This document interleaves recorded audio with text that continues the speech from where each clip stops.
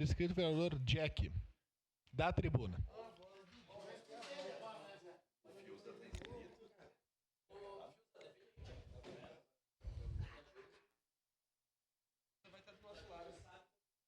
Bom dia, presidente. Estou aguardando os companheiros fazer as falas paralelas aqui para mim poder falar sem ser interrompido. Sinceramente, vereador Zé D'Ambrosio, eu não ia falar sobre esse assunto. Tenho a minha opinião formada, o senhor sabe muito bem. Mas, de tanto a gente ouvir algumas bobagens aqui, eu tive a obrigação de vir aqui falar.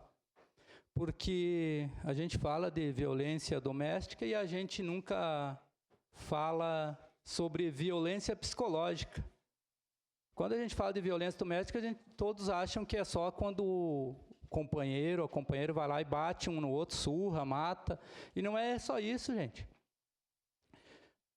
O terror psicológico é a pior coisa que uma pessoa pode fazer na cabeça da outra. Então, antes de estar aqui nesta casa, enquanto diretor sindical dos sindicatos metalúrgicos, a qual eu tenho orgulho de ser diretor dos sindicatos metalúrgicos, soldador, trabalhador metalúrgico, eu escutei muitas companheiras dentro da fábrica que sofriam violências, que os maridos iam lá na porta da fábrica, querer matar elas lá, e muitas eu acompanhei até a delegacia.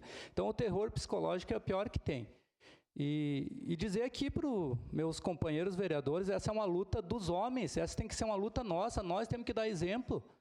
Nós temos que dar exemplo nessa luta. E lavar a roupa, jogar o lixo fora, estender a roupa, não é mérito nenhum aqui. É o mínimo que a gente tem que fazer.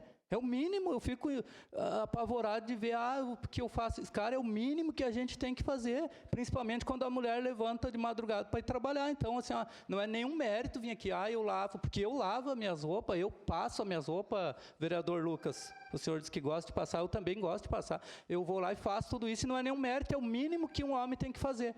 Por isso eu voto, com certeza, voto não nessa moção aí.